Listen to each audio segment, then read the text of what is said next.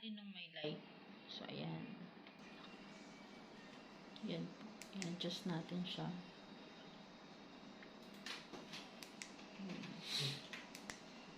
So, there you go guys. Yun po yung nabili natin sa Shopee na ring light for only $299.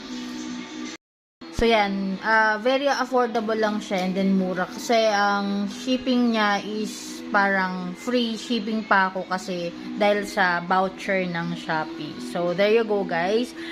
If you want to avail that kind of ring light, lalagay ko rin po sa description below yung link ng Shopee shop para you can avail from them.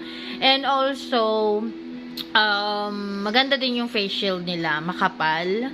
And then, pwedeng-pwede na siyang gamitin ng kahit ilang beses. Unlike yung nabibili natin na disposable talaga. Kasi, sayang din eh. Parang minsan, once or twice mo lang na pwedeng gamitin. At least ito, makapal. Pwede mo lang siyang i-disinfect ulit and then itago and then pag lalabas ka, gamitin mo na lang siya ulit. So, there. So, there you go guys. That's all for my video for today. If new ka pa lang sa channel ko, please don't forget to like and share this video and also subscribe to my YouTube channel. So, I'll see you again guys next time. Bye!